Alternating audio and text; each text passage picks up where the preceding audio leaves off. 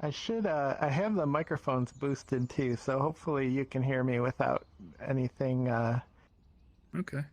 without Is it this your sounding cam too bot? distant. Yeah. Got it. Nice. Yeah, how does Cool. the voice sound? It should be coming across boosted. Uh, You got a good sound from me? yeah. Cool. All right, well, yeah, let me jump into the presentation here. Welcome to the preamble event of The Body Keeps the Score. Our intention to do a book review of the book with the same name. And just a little bit about the author, Dr. Bessel van der Kolk. He happens to be one of the most modern leading researchers on the topic of trauma. And he's a huge advocate on like the long-term mental and physical health ramifications of having experienced trauma when it goes untreated. And he's had a lengthy career going all the way back to 1984 of a lot of firsts. So um, he may not be like a household name in the sense of those kind of celebrity talk show personalities, but if you ever dive into the field of psychology, you will definitely come across his work. Back in 1984, he launched the first clinical research center that was dedicated to the study of the effects of trauma on the civilian population. He was the first person to study SSRIs and how they impacted treatment of PTSD. So antidepressants and treatment of PTSD is something he led the field in. And also, one of the most interesting aspects of the book is he used neuroimaging to dive deeper into these ideas that trauma can change our physiology and even our brain. So he used MRIs and neuroimaging to sort of record the differences of people that have experienced extreme trauma and others that haven't, and how that changes the brain. And he's also the first person to, through research, link personality disorders and self-harm behaviors to trauma and neglect in early childhood. So this book, The Body Keeps the Score, it has like a 5-star rating on any of the book seller realtors that you go to. And it's constantly rated in like the top 10 books of like modern psychology in terms of impact that it's had on the field. And I thought I'd share a little bit of my personal connection to the book. I think in many cases when you start having questions, you go into adulthood and you start feeling like, why do I feel the way that I feel? Or, why do I have these kind of patterns and reactions to things? And you just start asking these questions. And you typically, will come across this book that'll have this really relatable content and story behind it. For some people, it might be like No Mud, No Lotus by Thich Nhat Hanh, or the Untethered Soul. These kind of foundational and transformative books. And for me, I had a counselor recommend The Body Keeps the Score, and it was the first time I read something where everything just came together for me, and it started making sense. Like, why do I feel the way that I feel? Why do I have these like repetitive decision making patterns? Why do I react to things the way uh, that I do? And it was because I was really like trying to go on this intellectual and cognitive journey into how my mind and my emotions worked, and I had no idea the connection to the body. And that's what this book really brought for me, and opened my mind, was that the body is a huge equation into how we feel and how we make decisions. And the fact that if we do have unreconciled old traumas going back as far as even into childhood, our body can keep bringing that feeling back, which then affects our emotions.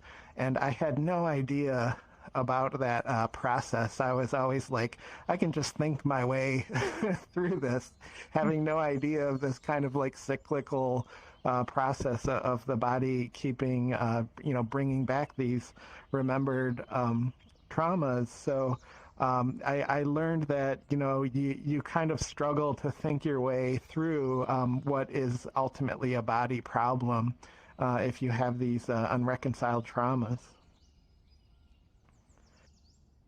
And, what's the objective of this event is I'm hoping we can create like a small community of peer-to-peer learning and exploration of the research that's presented in this book, on trauma by Dr. Basil van der Kolk. And, since trauma is sort of a sensitive topic, we wanted to introduce some norms or some rules around the event to, just make sure that we respect people's, sharing and their, what they ultimately might like to bring to the event. So we're asking that if you do commit to the event to try to arrive, around the beginning of the event and plan to stay for the duration. We felt with the discussions that we're having here, it might be difficult to kind of come in the middle. And to also speak up if you need to pop out, because we want to check in on you and make sure that like something didn't come up where you're like, I'm like leaving VR in kind of a triggered state. We would rather know that like, oh, I just have to go get something to eat, pretty urgent, or so that way we can kind of check in on each other through this series. And confidentiality, we are going to stream to YouTube to kind of allow people to come in that can't attend in VR or can't get to their headset. But if there is something in the event that comes up that you would like cut out, just please communicate with me, and I can make sure we protect the confidentiality in that way.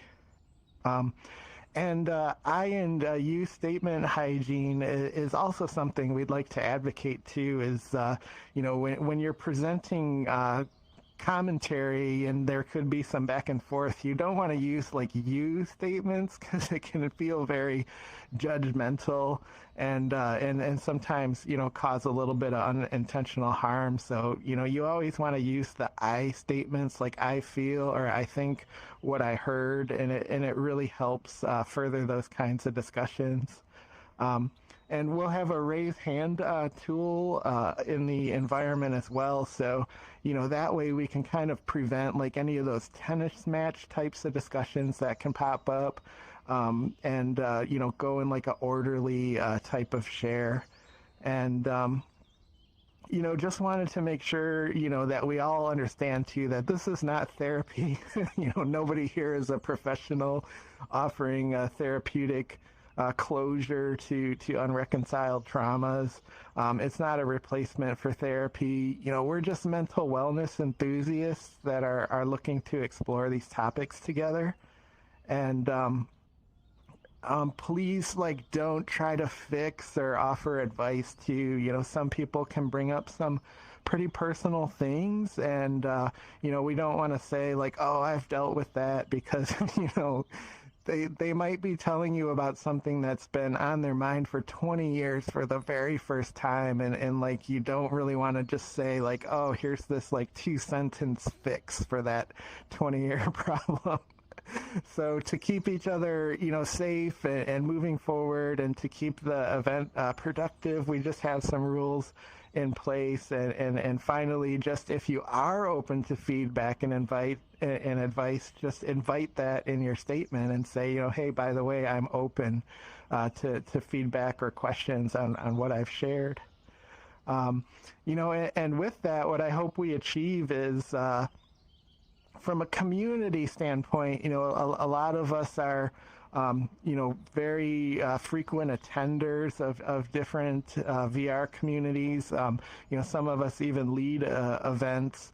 And what we're trying to do here is, with the knowledge of how trauma affects our emotions and our energy level, is how do we keep our cup full so that we can continually share our energy and our ideas and our support with our community members. Because I can speak from experience, when you have unreconciled traumas, it can really affect your energy levels, and when you're trying to share, you might be just offering an empty cup.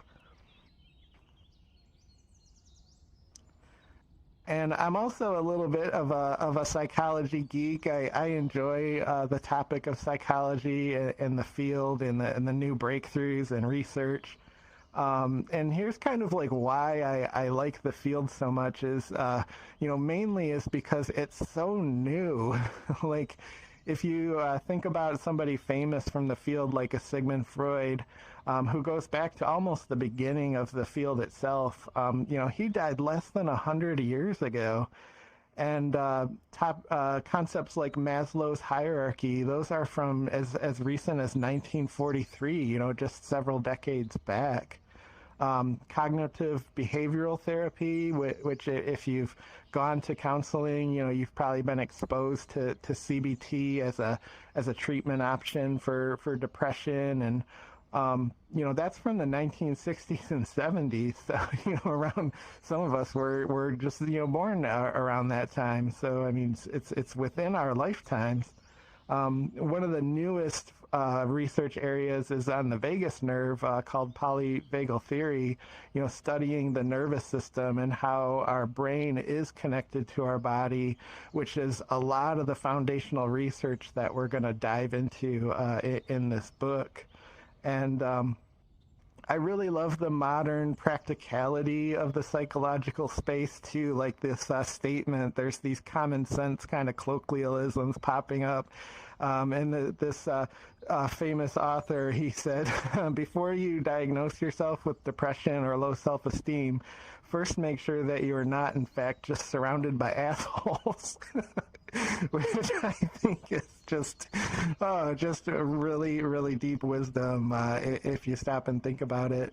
And but yeah, this field is so new, especially when you compare it to other disciplines. The first psychologist is widely regarded as William Wundt, who died in 1920, so just a little bit over 100 years ago. If you compare that to the first accountant, that was in the 1400s when Luca Pacioli first kind of came out with the credit and the debit columns and in the way that we do it today. The first astronomer, Aristotle. Now we're going back to BC, also with Hippocrates, the very first doctor, going back to BC. And then one of the oldest, official disciplines in engineering, we got ancient Egypt with Imhotep. So, we're going back 4,000 years. So if you compare the field of psychology to that, it's like just a sliver on the timeline, everything that we've learned. And I like to think that psychology is kind of an evolution of philosophy as well. It's kind of like if you intertwined philosophy and science together. So I just find it endlessly interesting to dive into. And yeah, I just want to kind of present the way the event will ultimately work. Is we're going to do weekly meetups, 10 weeks, which will cover 2 chapters a week. Thought that was a really good pace in comparison to the length of time that we'll meet. So, just about 2.5 months going once a week, and we'll cover the whole book.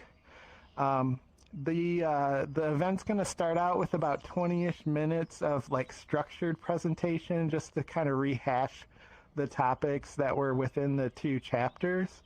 And I'm going to try to structure that material so that if you can't read the book, or you've ran out of time, or you just don't really want to read the book, you could still participate in the event, and that those topics will kind of cover some of the, summarize the materials in a way that's still meaningful and can allow the discussion to be really rich.